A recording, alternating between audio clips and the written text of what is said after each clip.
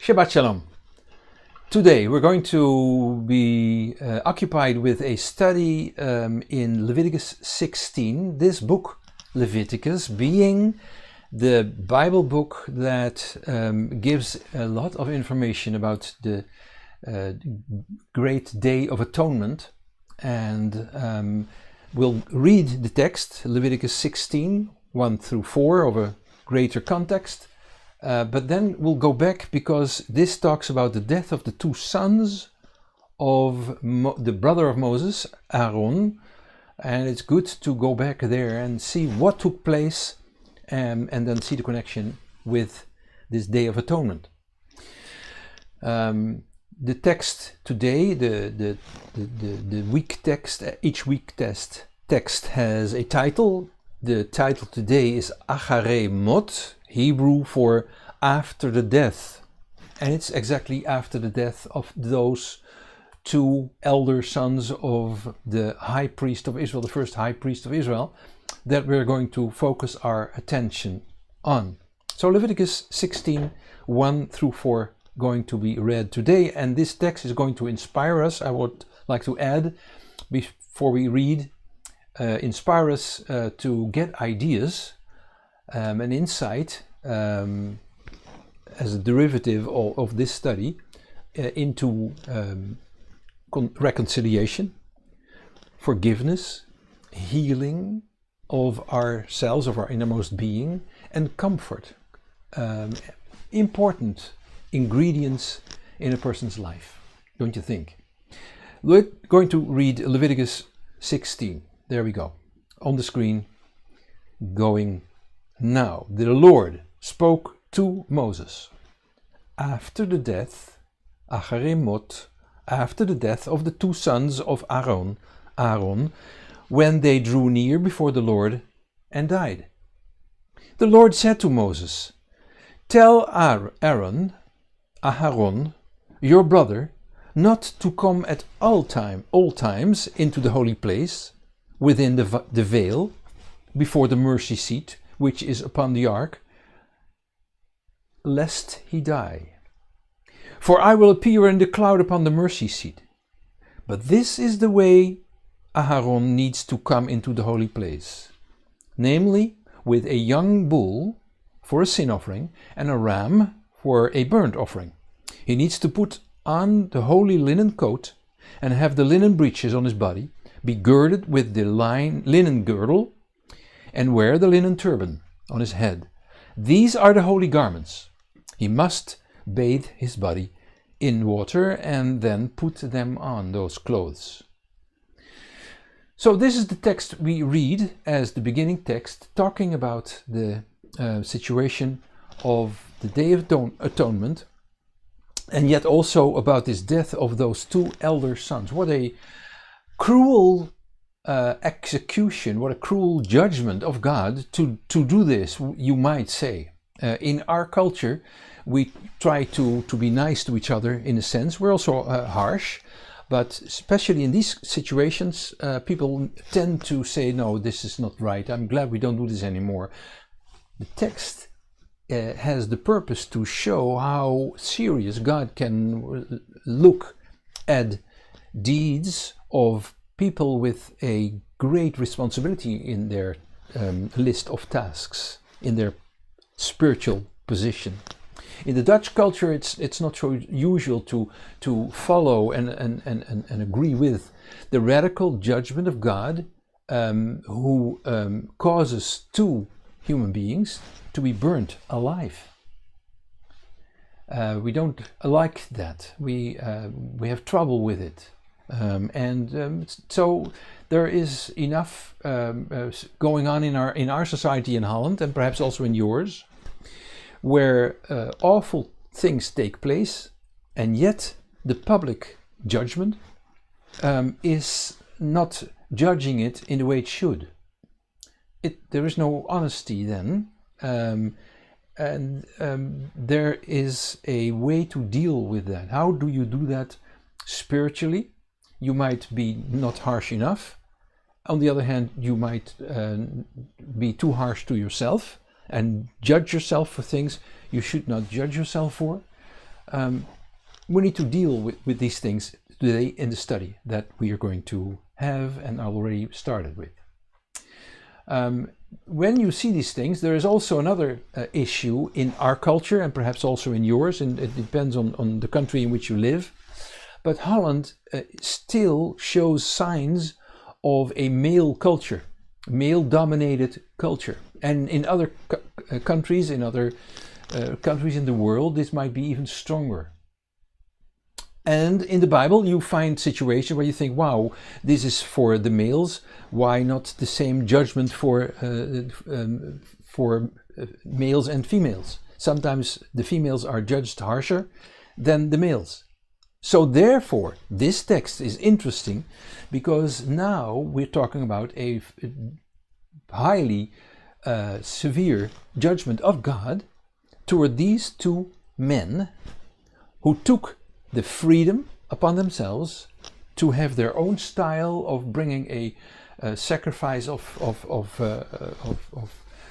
a scent, these herbs that they used to bring a sacrifice of this kind of prescribed, but not in their situation. It was not described, but normally described sacrifice. These two sons, the two elder sons of the 4 sons of Aaron and his wife Elisheva, they have their beautiful names, Nadav and Abihu. They were so derailed that there was no solution anymore, and God judged immediately, saw the hearts, no possibility, no opportunity anymore to make it good. The younger sons, Elazar and Itamar, they were the 2 brothers that saw all this, and they were shocked. And also Aaron, as father, was shocked. And we need to realize that these older sons that took this freedom instead of their responsibility, those terms are in a sort of a relationship, and one and the other have a sort of a balance, or you go out of bounds and trouble comes of it. And we need to realize that these elder brothers had an interesting background. They were the ones who, with their father Aaron and with the great leader Moses, their uncle, they were allowed to be the mountain climbers up to the mount of the Lord, Mount Sinai, in order to see what was going on, in order to hear, in order to have this great vision and this encounter with God live, where God had descended from heaven. Their judgment you can read in Leviticus chapter 10, the first 2 verses. And this judgment came after they had 8 days of dedication in the tent where they had been, the tent of the encounters with God, to be dedicated after that as high priests.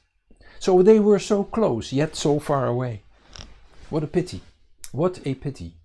And so it's an example of the harsh judgment call that these 2 men took upon themselves, and then the evenly harsh measure God took. Midah keneged midah, where God is taking a balanced measure that measures up with what these persons, with their responsibility and their high position, had undertaken. So the Bible is teaching us to not have this nice, politically correct response to these things, but to judge the action. When it's wrong, it's wrong. When it's right, it's right. And agree with God's execution and his judgment call. I guess this situation is to be compared with forgiveness, with forgive and to be forgiven. The secret of to forgive and be forgiven is that a person needs to understand the value of being forgiven, because it costs the person who forgives a lot. He loses, and he is at peace with the fact that he is paying for what the other person brought as damage to the person who's going to forgive. If the person who is to be forgiven realizes, understands, is very sorry that he did it, knows what he did, and confesses that to the person who is then to forgive. When you see the value of this principle of forgiveness that we also have with God, where he is forgiving us, which costs him, then we are able to forgive ourselves, and we realize it because we know we have gone through the pain. In order to be forgiven, we need to realize which great value there is in being forgiven. And you can only find that out by forgiving ourselves. Why am I saying this? Because in a sort of like manner, these spontaneous sons of Aaron should have seen the great value of their noble function, their noble spiritual position, and they didn't see it. Then, if they had, the Lord would have been able to trust them. And this is how God looks toward all of us. Are we to be trusted? Then we earn our place in our congregation, and we will be able to fulfill tasks. Who is not not trustworthy will be sent away, or he will send himself or herself away.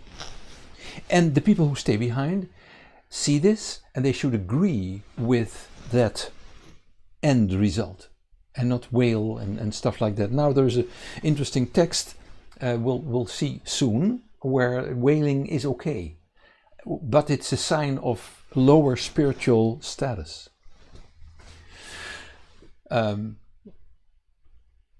People might say in the Dutch culture at least, oh, it's so harsh what happened in this congregation, and so, oh, it's so harsh what happened to these two sons of Aaron, and then also God is harsh. I don't think so. Some people say the God of the Old Testament is harsh, the God of the New Testament is so lovable and is so nice, but it's the same God. I'm sorry, it's only one God we have, not two.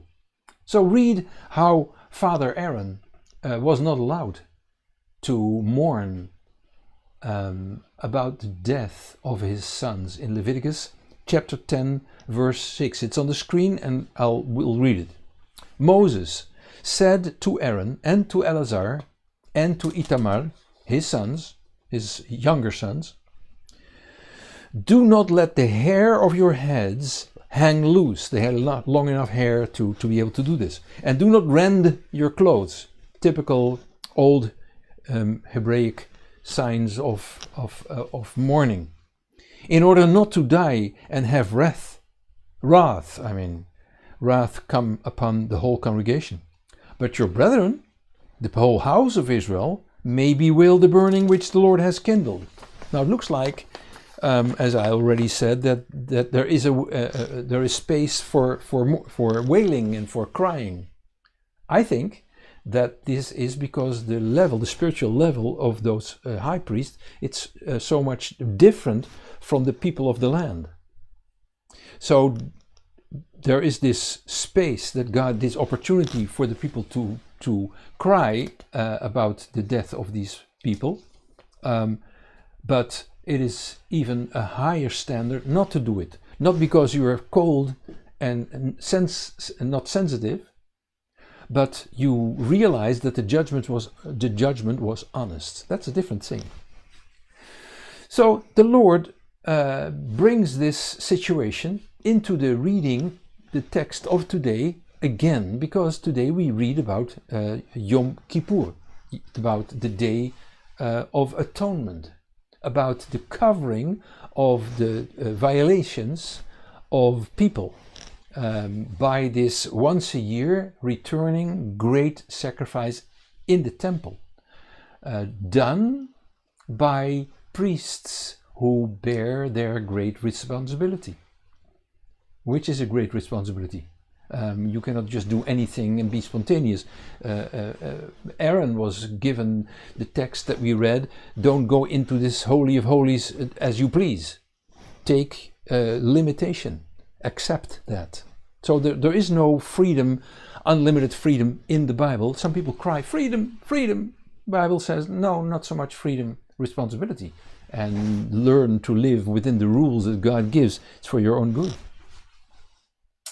So these priests will be counted with, will be paid a price if they don't do it well, with the teaching behind it that everyone will be accountable concerning violations, sins. So come to your senses as soon as you can, is what the hint of this whole study is saying. And the problem is that this beautiful, merciful system doesn't exist anymore. No temple, no altar, no reconciliation sacrifices anymore. And in Judaism, rabbinic Judaism, the system has become to take the morning, afternoon and evening sacrifice and their names and then bring this to the Shacharit and the Mincha and the Ma'ariv and make that the names of long prayers, taking the place of the sacrifices as a way of replace the altar and the sacrifices. And in Messianic Judaism we learn that the Messiah, the one sitting next to God on the throne in the heavenly places, is the one taking these uncleanliness and these violations, and is able to pay a costly price if we realize that we need to be forgiven, and if we realize the cost that it takes, that God has to pay for us, so that we are able to then deeply realize this when we are at the moment of forgiving. So finally, in the end, it's the situation where in God's plan of salvation of people with their limitations, there is the purpose that He Himself is the one who is paying, in the person of Messiah, with the name of Yeshua, the angel who sits next to God on the throne, being the light of the world, next to the infinite light, being God in heaven. One entity, being able to project Himself as the light of the world into in a body, in a human body. This honesty of God and His principles of honesty and of righteous judgment will be the guarantee, will be the warranty for honest judgment. And the yearly returning sacrifice was being a testimony of love, of grace. Because this was the way that Israel could receive forgiveness of tasks and not feel guilty when guilt was not there anymore. We shouldn't feel guilty if there's no guilt. But we need to be responsible and say, but I have done wrong things, so I have also to repay also to people on earth, not only to God Himself, but also to people on earth where the damage took place. We need to do the repairs. So there is this yearly returning sacrifice in the temple that was once by people done to God. God Himself, once and for all, made this system of forgiveness by the sacrifice of, let's say, Himself, but then in the form and shape of a human being on earth, the light of the world. Beautiful system.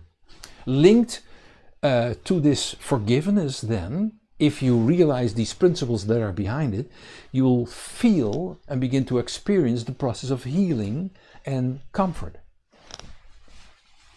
That's what it is, because you become softer, you become, you begin to sense what it costs, what we cause God to suffer, because of the forgiveness that he wants to present to you. Forgiveness and healing and comfort are processes that are being put to work.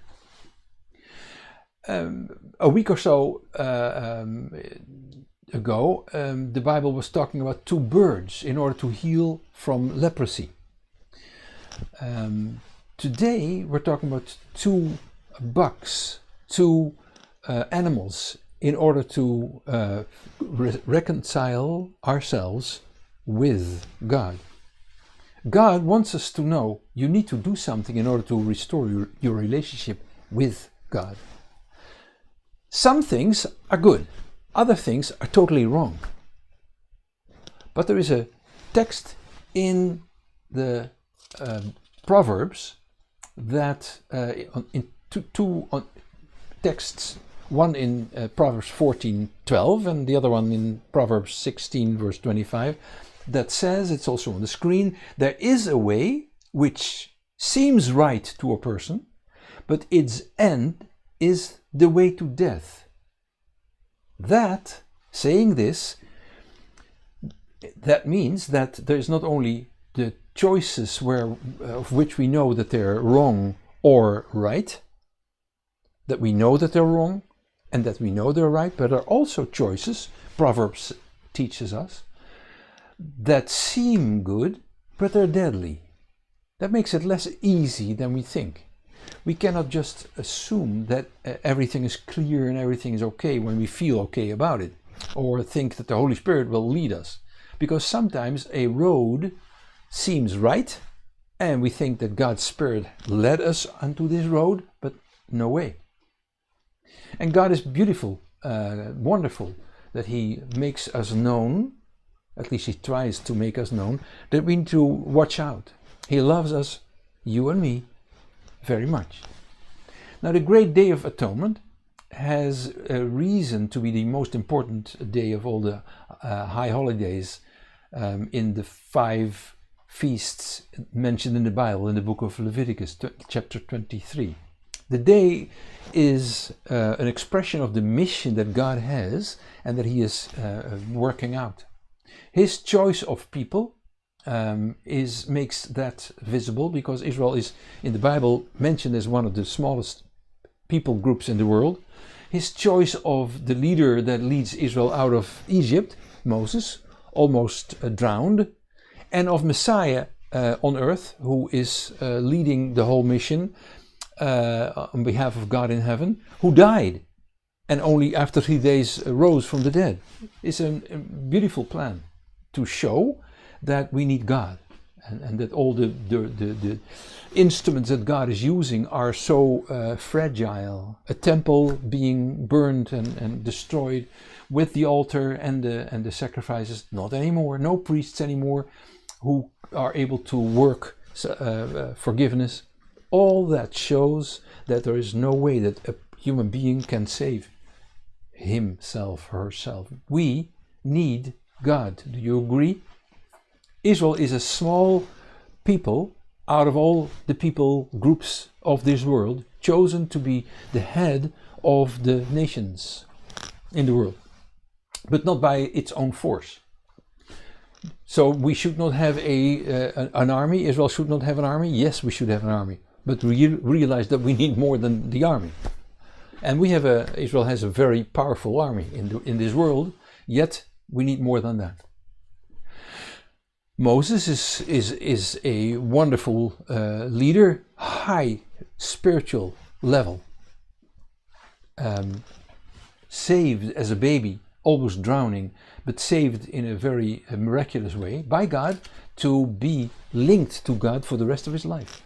Yeshua, Messiah of Israel, and the soulmates of Israel, rose from the dead because he died. They crucified him. Although he died himself, he did it himself. It was a sacrifice, a willful execution of himself. All saving acts by God. And also to lure the enemy into thinking that they're dead. And then they rise because God is the power behind it. And this is the way that God is showing to everybody who wants to see it how powerful he is and how invincible he is, and those who link on to him.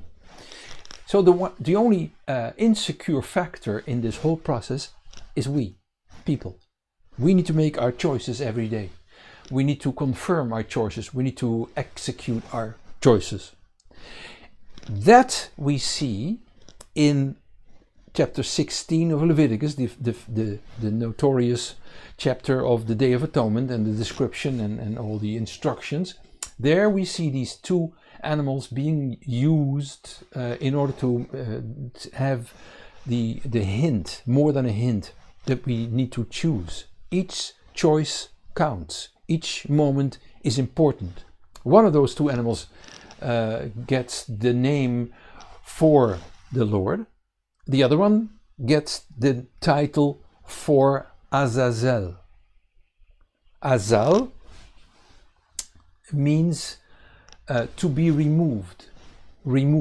From in Arabic it sounds a little bit the same. Azala, Azalzel or Azalzal, which developed to the word Azazel, is a word that is the original word for being removed, and then because it's doubled up, it means the intensive use of that verb, being removed more and more and more. The image of this buck, of this animal, this animal that is dedicated to Azazel, is that the person who is a member of this party of this animal is removing himself, herself, more and more from the other party, the party for the Lord. Not only from God, but also from the people belonging to God. There is a division growing more and more. You belong to the party of Azazel by doing things and by having a behavior which removes you and also the people belonging to God from God. And it goes slow enough that this person, this Azazel member, doesn't see it. The word is still used in the Hebrew of today, in the street. If you hate your neighbor because he did nasty things or because you have a nasty mouth, you tell your neighbor, and then you use this word Azazel in a very derogatory way to the other person to show him that you don't like him. Not nice. I'm not recommending that you do this, but I'm just saying that this word is still in the modern Hebrew and not only in the old Hebrew. So one buck, B-U-C-K, I'm not talking about dollars, one buck is being removed from Israel's society. The other one is used as a sacrifice, a sin offering. Both die. Mind you, both die. But watch how that goes. One dies because it's being removed from the society of people and it's left alone in the desert, or some people think being pushed off a cliff in the desert. The other one dies as a sacrifice for Israel, which is the image ultimately of and the work of Messiah. Who do you want to follow? And you might quickly say, "Oh, I know what I follow," but it listens very finely. You need to fine-tune yourself in order to not just say it, but express it in every way of your being, in the way of thinking, in the way of knowing what the other thinks, wanting to know what the other person wants to say, what the other person is experiencing in you. You need to be so sensitive in order to really be able to say that you follow God. You might say it makes no difference because both die. But realize that the death of that one animal and the other animal is so totally different, so totally different. It's what the Bible in the New Testament describes as the first death and the second death. The buck dedicated to Azazel is the buck that is dedicated to the second death. The buck who is the sacrifice only goes through the first death. And so this whole picture is for each of us, and not only for the high priests of Israel. So there is a choice. We have to choose, and look at the screen where this is expressed in 2 bullets. You must choose. Someone who leaves the Lord will die by lack of life. Will die, the word die is lacking here, will die by lack of life. And the other choice is not leaving the Lord, but you want to live for the Lord. The other choice is, or the other item that you can choose, the 2 items, leaving the Lord, not by the word. I'm not talking about the words, mind you. I'm talking about all the actions, all what's going on in your head, the way you handle yourself, the way you behave, and stuff like that. Someone who leaves the Lord will die by lack of life and walks the way that leads to death. Or someone, the second bullet, someone who really wants to live for the Lord, that person also will die, but then in this life to his or her old tricks. And the Lord will give new life. That's the choice we have to make. So this picture of those 2 animals on the great day of atonement, shows that you needed to make a choice. That picture doesn't exist anymore. It is now a picture in our heads, but we don't see it in real life. You need to make a choice, and you need to realize that there will be shaking, there will be judgment, and there is a big multimedia spectacle with those 2 animals that took place when this tradition was still used, and so people were really shaken by this yearly event, and they realized we need to make choices. We see it in front of us. The keys with making this choice come in 3, I think.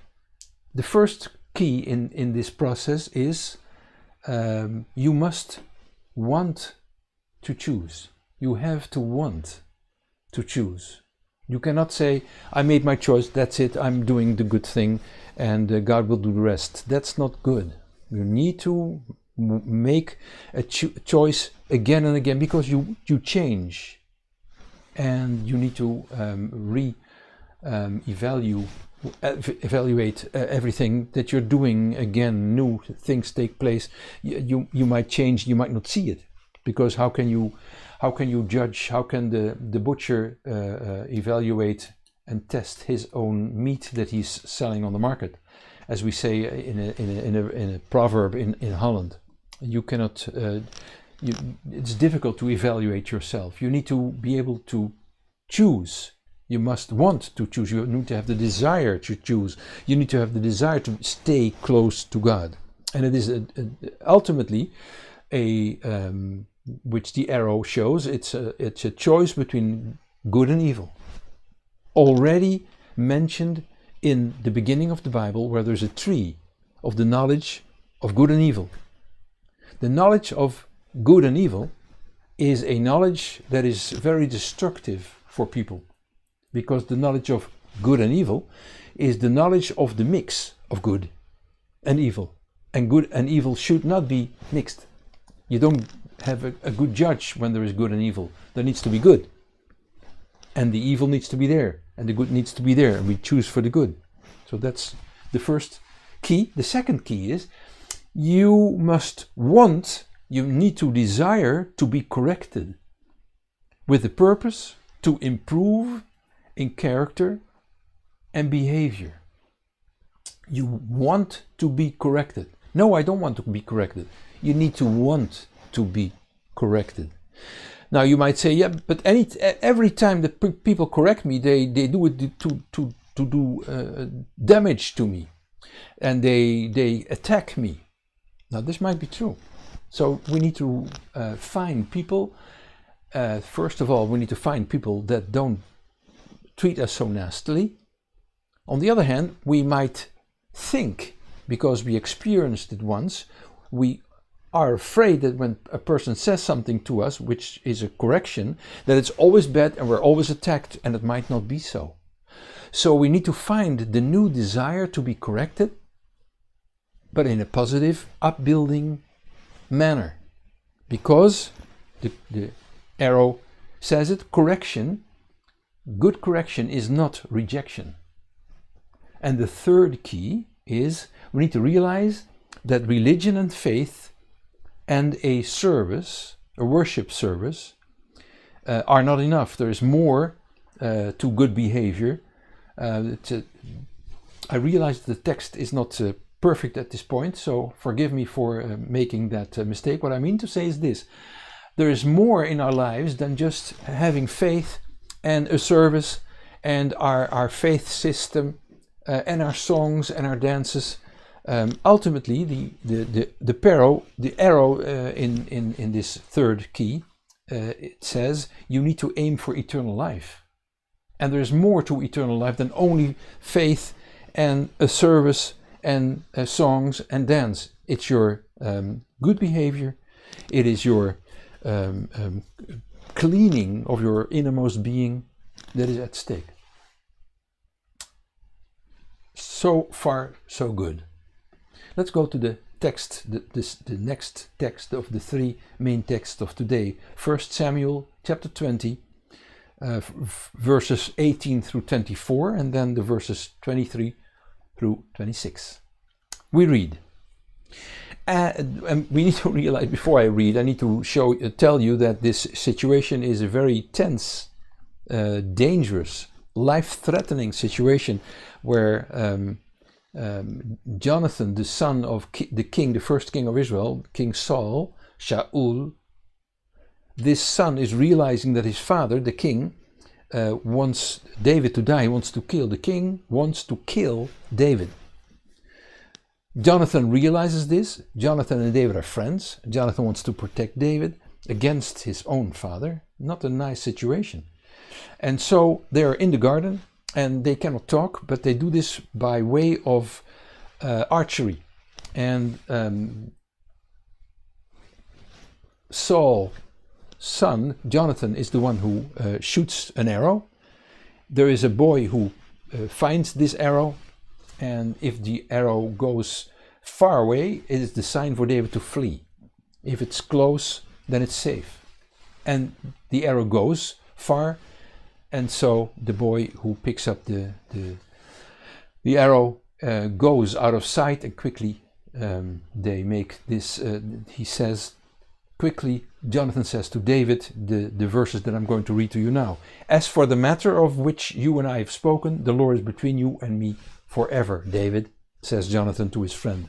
So David hid himself in the field, and when the new moon came, the new moon is not just a thing in the sky, but it's a description of a feast mentioned in the Bible, Rosh Chodesh in Hebrew, new moon, a biblical situation that they were celebrating at the time, and the king sat down to eat food, his meal.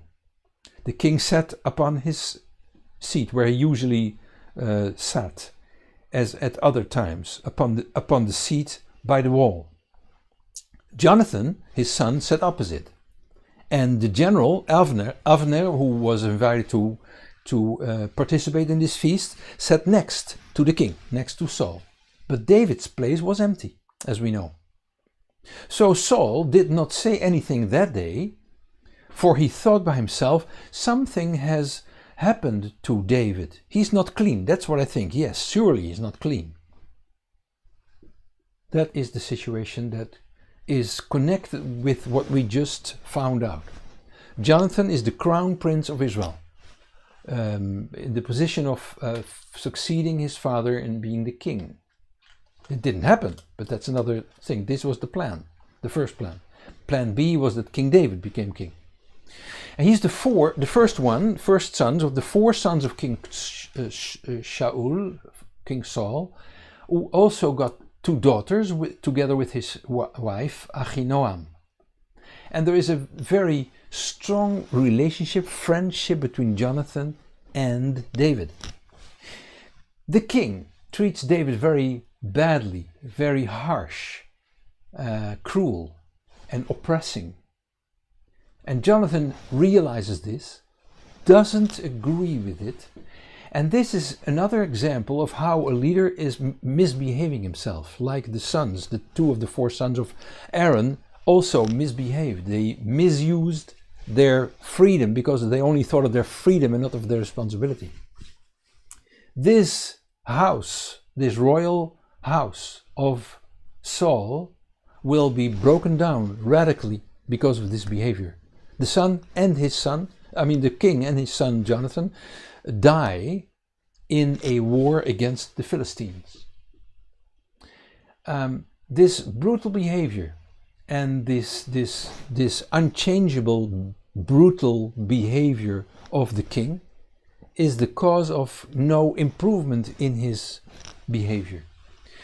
The king is missing any insight into himself, any self contemplation and looking into his soul, soul searching. He doesn't have it. He has good sides. Important situations, he asked the will of God, but there are also bad parts in his character, and we saw that the fruit of good and evil is a very toxic product. And his bad side won from the good side, which it almost always does. He threw a spear, a javelin, a deadly weapon to David, also to his own son. And when David realized that this was taking place, because Jonathan made him aware of it, Jonathan warned him for the deadly plans of his father, and David fled. That's why he was missed. His father did not see this going on in the yard with this archery, but he, during the meal, by the honor of Rosh Chodesh, new moon, which we read in 1 Samuel chapter 20, he was missing. David was missing. The king was member of the party of Azazel, to link it now to the first part of this study. The king was member of this party of Azazel, the way to death. His son Jonathan and David are clearly member of the good party, the party of the dedication to God, the party of the light. So that's a connected text here. Let's go to Romans 11 as the third main text. Romans 11, chapter 11, verses 1 through 7, I'll read to you, where Paul is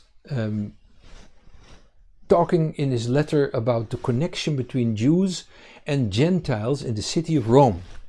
And they are not in agreement with each other. The Jews are proud that they are Jews and they are the people of God, and the non-Jews, they have to see how they will ever be saved if they care about it. The non-Jews say, no, by grace we came into the kingdom as well, and we don't need your Torah and your things.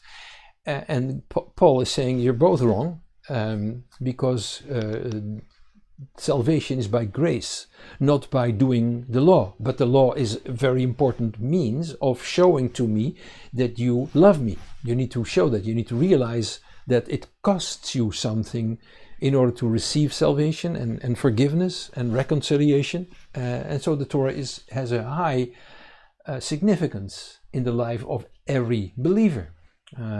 If you say, no, not for the New Testament believers, read Revelation chapter 14, verse 12. I don't have a screen text, but read Revelation chapter 14, verse 12, where a great war against the believers is taking place.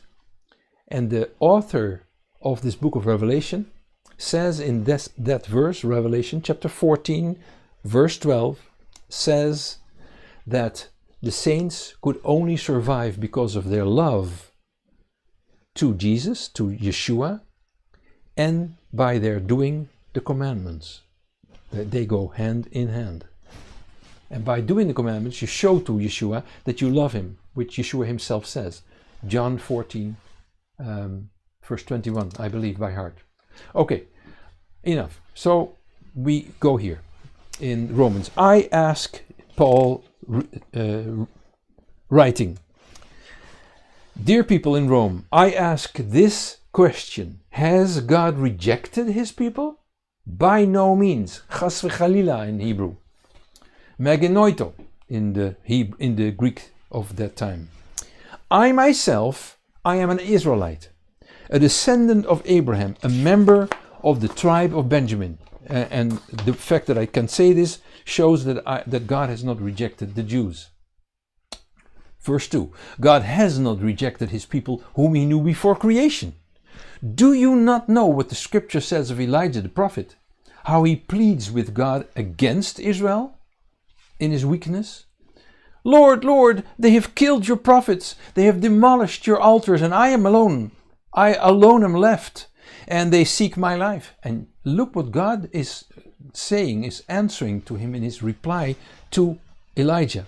He says, dear Elijah, I have kept for myself 7,000 men who have not bowed the knee to Baal. Then Paul continues himself. So too at the present time in which I'm writing this letter to you, dear people in Rome, there are also now, and there always will be, a remnant chosen by grace. But if it's by grace, there's nothing you can do. You can do Torah because you want to show God that you love him, but you cannot work to have eternal life. If it's by grace, it's no longer on the basis of works that you are chosen. Otherwise, grace would not longer be grace. What follows is that Israel failed to obtain what it sought. That's what followed, says Paul, in a very honest way, not to judge his people, but to say to his followers, to his readers, read this and make the right choice. That's what he means. There's no finger judging the people.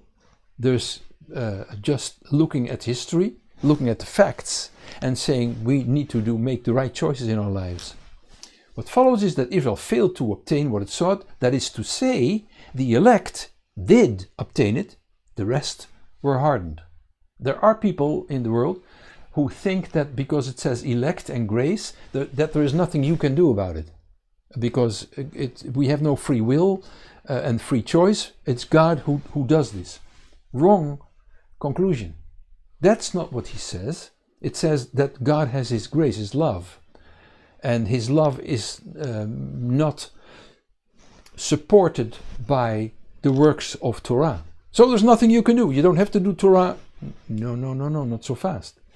The fact that God has his grace means that he is looking into our innermost being, and he looks at the desire that is there, hopefully, to be corrected, the desire to submit yourself to God, the desire to do good in spite of doing bad, and the insight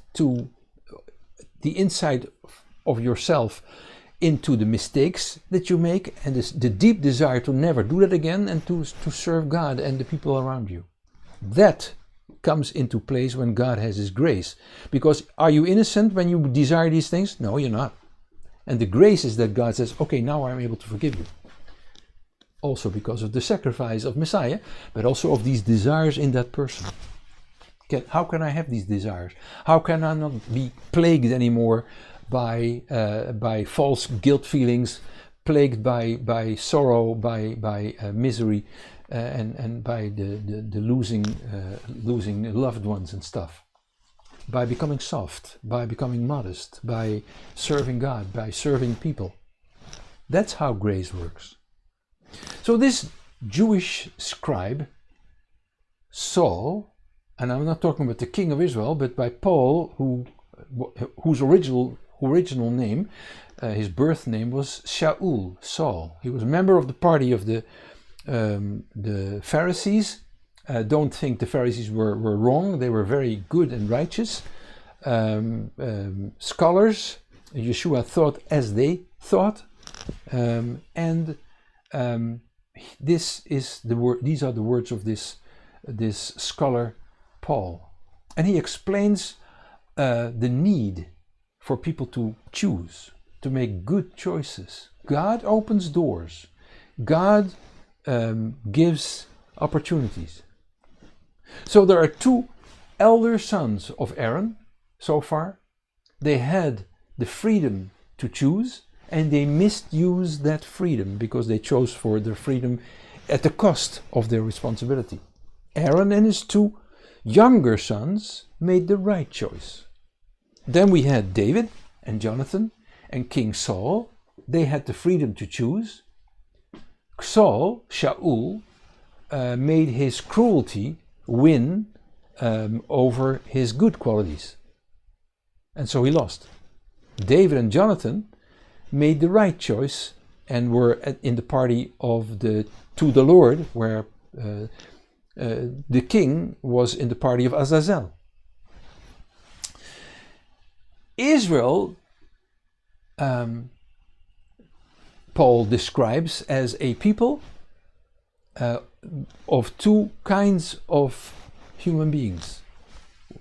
One kind of people in the society of Israel is choosing wrong and is hardened because it doesn't have this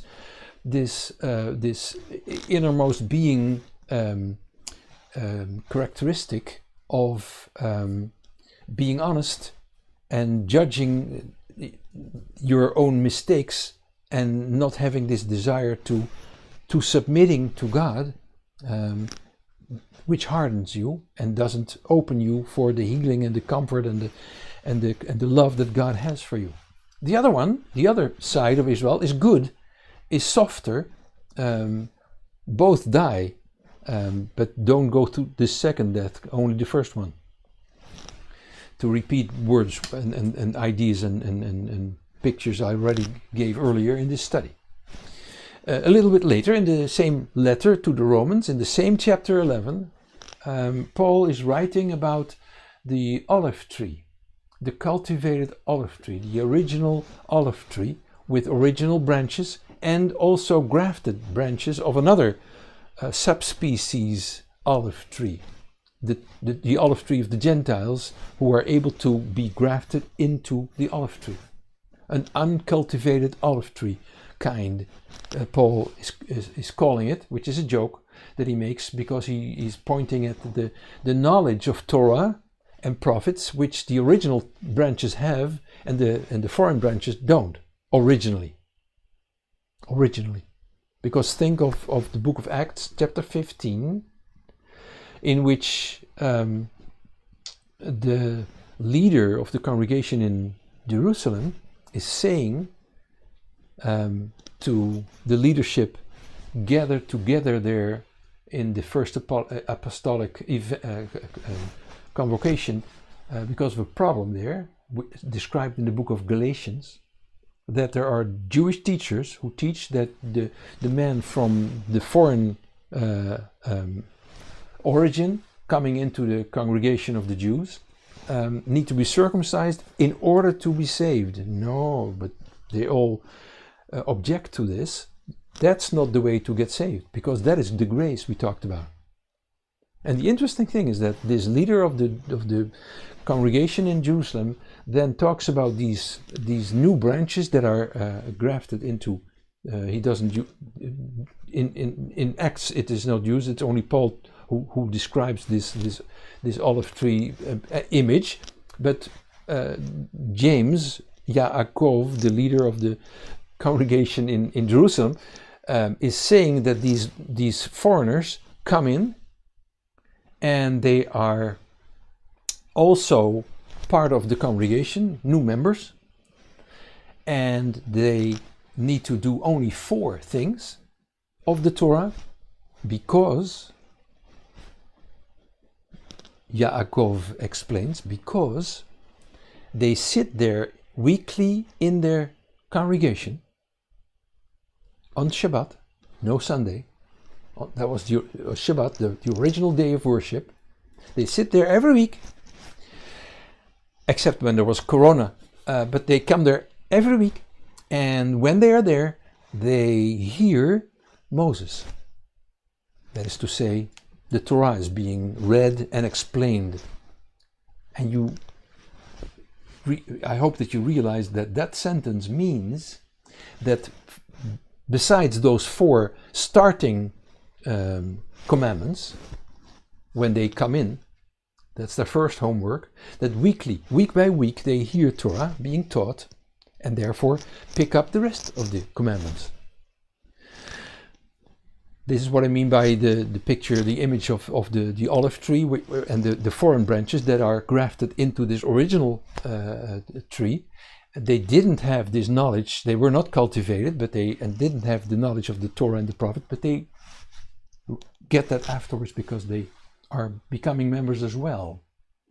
And so there he talks about this free choice for the foreign Gentiles, the believers from the peoples of the world, the believers, the new believers, who have this free choice that they need to use.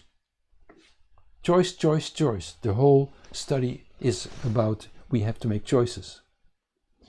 He also says, Paul, in this same Romans letter, chapter 11, that some are arrogant against the original branches, and they will harvest a very nasty harvest because of that.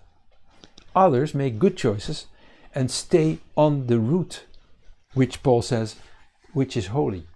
Which root? The root of Abraham with his son Isaac and his son Yaakov, who is called Israel later on, with the basis underneath, the Jewish Messiah, Yeshua. The name Yeshua, known in the older Machzor, the older prayer book of Rosh Hashanah, of the year, the Israeli New Year, the angel that was leading the people of Israel out of Egypt, the angel that went in front of everybody, of which the Midrash HaRabbah of Exodus says that his name is Yeshua. The name Yeshua is known in rabbinic Judaism, but we need to keep it clear, because the Greek tradition that came in later on, 2,000 years ago, made a different Messiah, who allegedly said that Torah wasn't necessary anymore. Yes, it's necessary. Yeshua started his mission with his mission statement, I didn't come to do away with the Torah and the prophets. I came to fulfill and so should you do that. Matthew 5 verses 17 through 19. Yeshua, the name of the Metatron, sitting on the throne next to God, the eternal light. Rabbi Schneerson had problems with that name because he knew that was the name that the Christians also use, and sometimes misuse if they paint a different Messiah. So it's very tricky, very tricky. So we see how the great day of atonement is a beautiful institution for forgiveness, for healing, for comfort, and next to that we get all those chances in the rest of the year to grow in these fields. Condition: you need to allow yourself to be reconciled and to be corrected. If you call yourself a believer, you need to make sure that you're that you're a member of the right party, not the one of Azazel. So realize how heavy your responsibility is to make that choice. If you want to represent what the Bible says, if you want to have a testimony, if you want to say that you represent your faith, make sure that you show in your behavior, in the way you talk, in the way you don't judge, in the way you're open to the people that you talk to. Make sure that you show that you understand how precious God's plan of salvation is. Show that you understand it. Show that you realize how much it will cost to God in order to be able to forgive. And how do you show that? Not by religious acts, not by pious words. Paul says it this way. See 2 Corinthians chapter 5 verse 20. It's on the screen. We are ambassadors of Messiah. That's the way that the Lord is admonishing you through my mouth. On behalf of Messiah, I'm asking you, allow yourselves to be reconciled with God. And being reconciled is much more than just say, oh, we are friends now. No, it bears a heavy responsibility of not damaging the reputation of God when you represent Him. Are you ambassador? Then you need to hold His principles and be true and faithful to His principles of reconciliation, forgiveness, healing, modesty, realizing what the other person is going through. Every word that you say might damage or build up the other person. Apply all these insights that you have, not by religious acts, not by pious words, but by being reconciled truly with God and people around you. Then you become vulnerable, then you become soft in your behavior, in your character, then you become modest. And working out that salvation in each contact with people. And these characteristics will open your soul, I guarantee it, for healing and for comfort, because you become a softer person.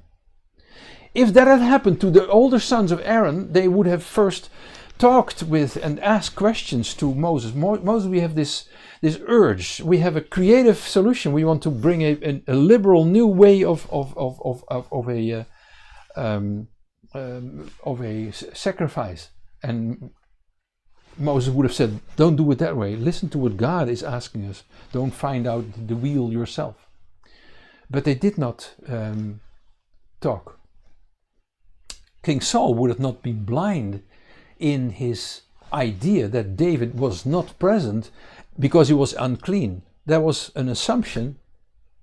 It was not reality check. He should have asked. It sounded religious, but it was stupid to do it that way and make his own conclusion.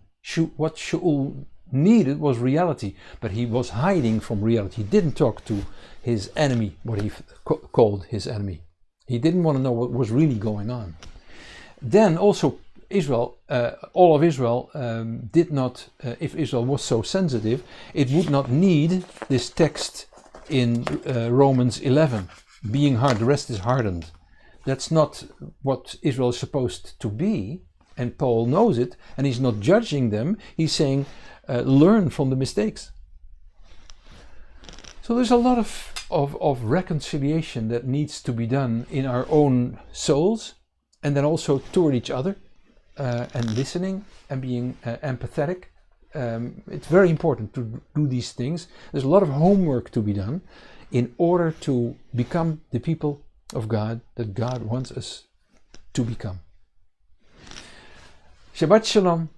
Have a great week and enjoy the springtime and the summertime coming up. Shabbat Shalom.